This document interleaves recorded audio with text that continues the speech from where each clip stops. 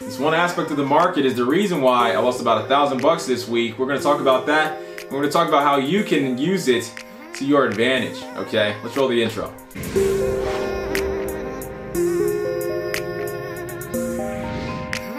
Alright guys, what's going on folks? Look, I want to talk to you guys about these markets, but today we're going to be focusing on volatility. Okay, volatility is one of the most overlooked aspects of these markets, and I think it's quintessential to, again, formulating a good trading business, right? And I think you should interpret it and do the best you can to hypothesize what volatility is going to look like throughout that trading scenario, okay? And it's one of the reasons why I lost on this Euro AUD position that we talked about on Monday. So I mentioned a few weeks ago that I'm going to be pushing content out every day. So if you guys are new, make sure you are subscribed. And if you guys enjoy the content, if you're learning something and if it's applicable, awesome. You might as well like the video for your boy.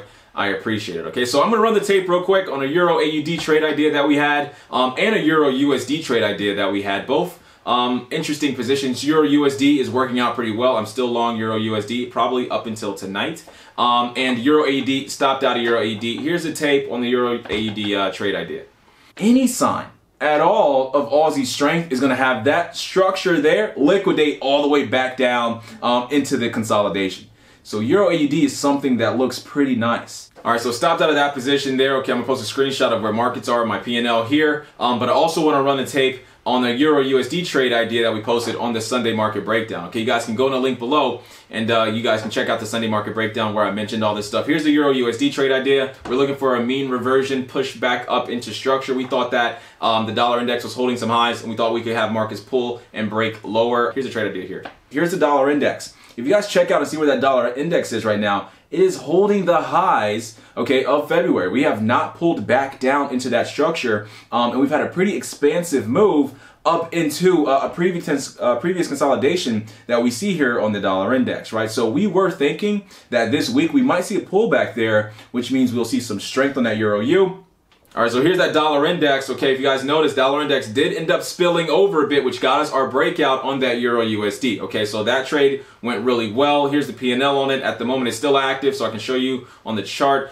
We are probably going to liquidate that position. We also mentioned on that Sunday market breakdown that we did not want to hold that position anywhere near CPI. Okay, CPI is coming out tomorrow for the US dollar, and if that is positive, that is going to destroy that trade and push it back down into structure. If anything, it might lead us to a good shorting opportunity where we went long and we might be able to catch markets breaking back down to those $1.22s. Okay, so that trade went real well. It's somewhat going to equal out, close to equal out that Euro AUD position. Lost around $1,000 on it, but I want to talk to you guys about why we got triggered short in that Euro AUD position. Okay, so again, it was a simple mean reversion trade, the Euro AUD, where markets ran to the high, held that structural high, and we were simply looking for a pullback. We know Aussie has some data coming out. They're having unemployment claims, and they have an RBA speaker speaking on Thursday, okay, about their interest rate policies. All right, so we were expecting a little bit of Aussie strength coming on in, okay? So the reason that we got pulled out of that position was Aussie weakness, okay? The Aussie was a little bit weaker across the board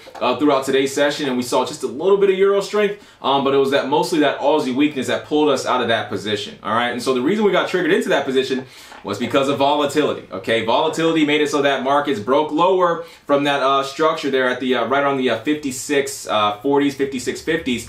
Broke lower, got us long, got us short at the 5637. I'm going to show you guys our exact entry, stop, and target that we threw out there in the room.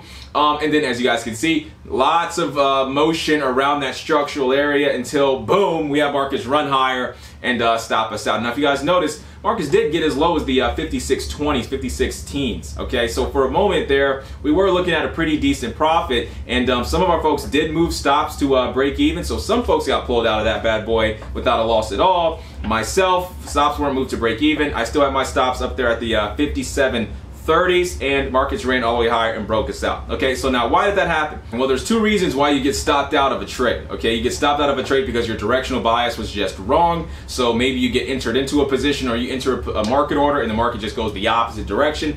Or you get entered into a position too early because the entry was a little too close to where the structure is. okay, or your stops were a little too tight. There's a lot of times where you guys will be right in terms of a directional move on these charts, but somehow you still lose money because, again, you didn't acclimate to the actual up and down motion of these markets, okay? There's volatility, and then there's momentum. We're going to be talking about momentum a little bit later on, probably next week, so make sure you guys are subscribed so you can get that video when it comes out. But volatility is what got us short, right? Because markets, again, they broke lower, and then once those markets broke lower, we got triggered in, and once we got triggered in, it's up to you to basically say, okay, I just got triggered into this move. Okay, was that volatility that just whipped me into this move real quick, or is this the momentum run, the momentous run that I'm looking for? Okay, because whenever we're trading, we would love to see markets go straight parabolic. Okay, that would be nice. The Euro USD is a pretty good example of that. We didn't have too many pullbacks on our Euro USD position this week. But again, that's just not the way things work. We can go all the way back 2 weeks back and check out a USD JPY position. Same looking structure here. If you guys notice, USD JPY broke outside of the 109s, and then it really did run to the $1.10 mids pretty quickly. But there was a time where markets were whipsawing a bit, and some of our folks did get pulled out of that position. You know, I was able to hold a bit and keep my stops a little bit under structure, so we did end up running to a take profit. But if you were a little bit tighter in terms of, you know, the management of that position, the volatility whipped you out. Okay, and so volatility is one of the most unaccounted for and, again, overlooked aspects of the market that, again, if you're just not really paying attention to it, or you really don't, you know, want to interpret it too much, you're going to be wondering why you're getting whipped out of all these positions. And that's what happens in terms of death by 1,000 cuts, right? That's a term that's widely used, where you're just getting stopped out, stopped out, stopped out. You might be only risking 1.5%, but you're getting stopped out so much because your stops are so tight that equates to a larger part of your portfolio. Okay, so if you guys want to take into account volatility, what you want to do is you want to lower the leverage. Lowering the leverage is going to give you the ability to widen the stops a bit. Okay, usually when you have high leverage, you want to have tight stops because you don't want to get, you don't want to have your stops so far away that you have this massive, you know, drawdown in case you lose out on the position.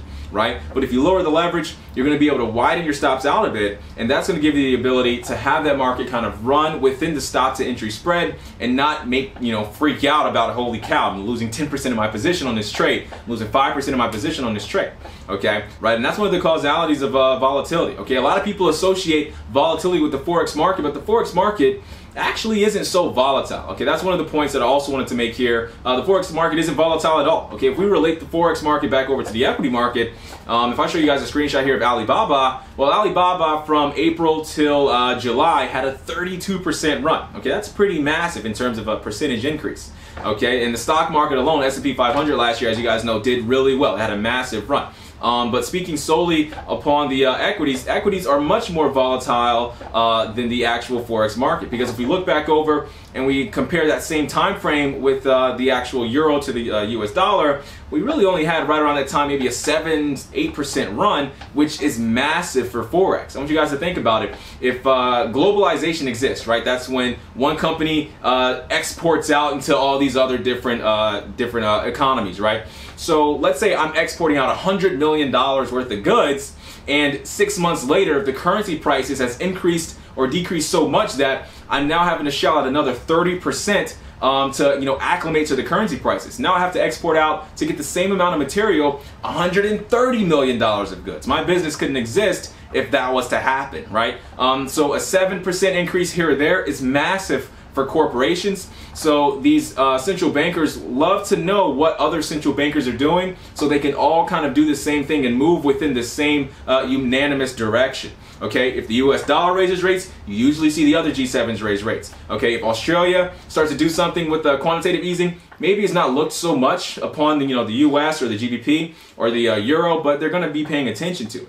Okay, again, and that's just because for these economies to function properly, they all have to be moving unanimously. So your association with volatility in FX should really be your association with leverage in FX, right? Because it's leverage that is making it so that these markets are moving so fast. Okay, it's your P&L that you're looking at, and your P&L is what's being affected. Markets are moving so fast. We are getting an uptick in volatility in Forex relative to the past. But what is really making your P&L move dramatically is the leverage, okay? So if you lower the leverage, you're going to also be lowering the volatility, and in a sense, you're going to be able to actually stay in these moves, okay? So the Euro AUD position, was there a way to avoid getting whipped into that position, and not every time there is. That is trading, okay? Sometimes you get whipsawed into positions only for them to completely turn against you. It'd be amazing, if you could put yourself in a situation where the only time you entered into a position was when it flooded and you had a momentous run down into your target, but that's just not the case, okay? Whether you're trying to play the pullback methodology where you're saying, hey, I'm trying to catch the market at its cheapest price. Once markets hits this level, it needs to explode in my direction, the opposite direction. Again, it doesn't work like that. You might have markets flow sell side for 20, 30, 40 pips, 50 pips lower before they start to gather momentum to turn back up into structure, okay? So you just never know exactly when markets are gonna turn on a dime because they just don't. They don't work that way. All right, so guys, I hope that helps. Okay, Euro-U looks like it's going to be a good play for us. We want to see some more opportunity. Maybe the CPI data coming out for the US is going to be positive, because if that's the case, maybe we can get a pullback of this entire structure and maybe start shorting this market back down into the 22 flats. It's going to be pretty interesting to see. If you guys got any questions, or if you guys got any comments on volatility, I want to know what you think about it. Just throw it in the comment section below. I'd love to hear it out. Okay, guys, look, your profit, always my motive. I'm going to be cranking out on some more stuff. Probably shoot a video tomorrow for you folks, so stay tuned. I'll talk to you guys soon. Peace.